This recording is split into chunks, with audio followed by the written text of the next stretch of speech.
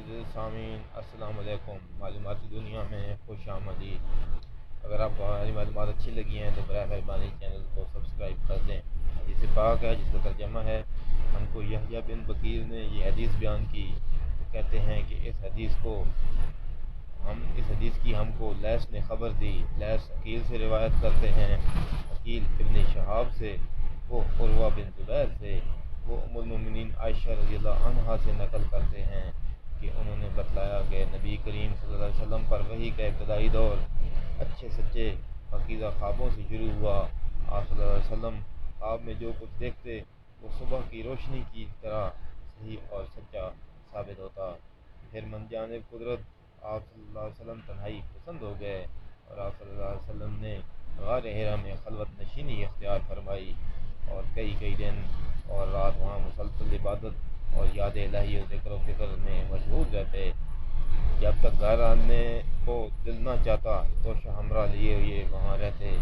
توشہ ختم ہونے پر ہی اہلیہ محترمہ خدیجہ رضی اللہ عنہا کے پاس تشریف لاتے اور کچھ توشہ ہمراہ لے کر پھر وہاں جا کر خلوت گزین ہو جاتے۔ یہی طریقہ جاری رہا یہاں تک کہ آپ صلی اللہ علیہ وسلم پر حق منکشف ہو گیا اور آپ صلی اللہ علیہ وسلم غار حرا ہی میں قیام پذیر تھے کہ اچانک جبرائیل علیہ السلام آپ صلی اللہ علیہ وسلم کے پاس حاضر ہوئی اور کہنے لگے کہ اے محمد پڑھو۔ آپ صلی اللہ علیہ وسلم فرماتے ہیں کہ میں نے کہا میں پڑھنا نہیں جانتا۔ آپ صلی اللہ علیہ وسلم فرماتے ہیں کہ فرشتے نے مجھے پکڑ کر اتنے زور سے کھینچا کہ میری طاقت جواب دے گئی، پھر مجھے چھوڑ کر کہا کہ پڑھو۔ میں نے پھر وہی جواب دیا کہ میں پڑھا ہوا نہیں ہوں۔ اس فرشتے نے مجھے کو نہایت ہی زور سے کھینچا کہ مجھ کو سخت تکلیف محسوس ہوئی۔ پھر اس نے کہا کہ پڑھ۔ میں نے کہا کہ میں پڑھا ہوا نہیں ہوں۔ فرشتے نے تیسری بار مجھ کو پکڑا اور تیسری مرتبہ پھر مجھ کو کھینچا، پھر مجھے چھوڑ دیا اور کہنے لگا کہ پڑھو اپنے رب کے نام کی مدد سے جس نے پیدا کیا اور انسان کو خون کی پھٹکی سے بنایا۔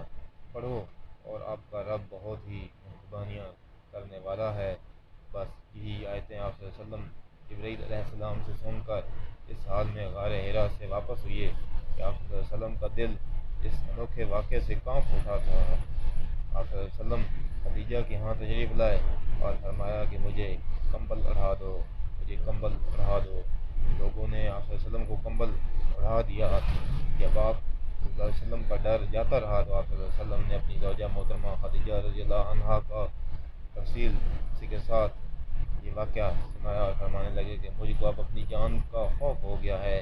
آپ صلی اللہ علیہ وسلم کی اہلیہ محترمہ خدیجہ رضی اللہ عنہا نے آپ صلی اللہ علیہ وسلم کی ڈھارس بندھائی اور کہا کہ آپ کا خیال صحیح نہیں ہے، اللہ کی قسم آپ کو اللہ کبھی رسوا نہیں کرے گا۔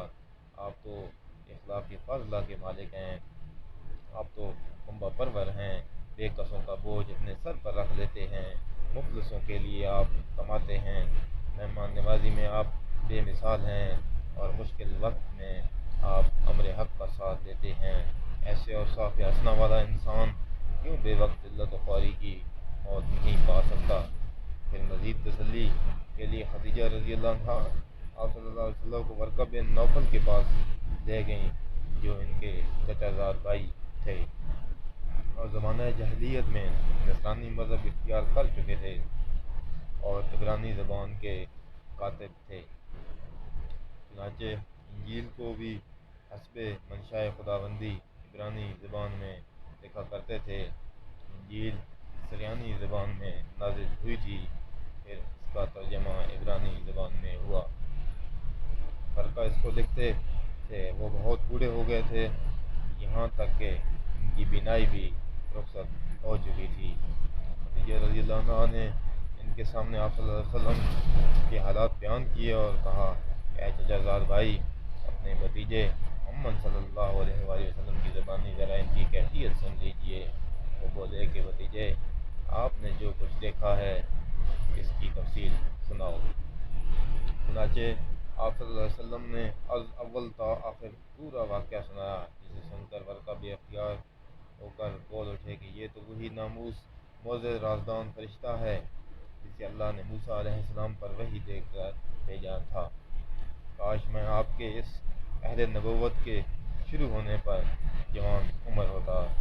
کاش میں اس وقت تک زندہ رہتا جبکہ آپ کی قوم آپ کو اس شہر سے نکال دے گی۔ رسول اللہ صلی اللہ علیہ وسلم نے یہ سن کر تعجب سے پوچھا کہ کیا وہ لوگ مجھ کو نکال دیں گے، حالانکہ میں تو ان میں صادق و امین و مقبول ہوں۔ کا بولا ہاں یہ سب کچھ سچ ہے، مگر جو شخص بھی آپ کی طرح امر حق لے کر آیا لوگ اس کے دشمن ہی ہو گئے ہیں۔ اگر مجھے آپ کی نبوت کا وہ زمانہ مل جائے تو میں آپ کی پوری مدد کروں گا، مگر گھر کا کچھ دنوں کے بعد انتقال کر گئے، پھر کچھ عرصہ تک وحی کی آمد موقوف رہی۔ اگر آپ کو ہمارا چینل اچھا لگا ہے تو برائے مہربانی ہمارے چینل کو سبسکرائب کر دیں۔ اگر آپ کو ہماری معلومات مفید لگے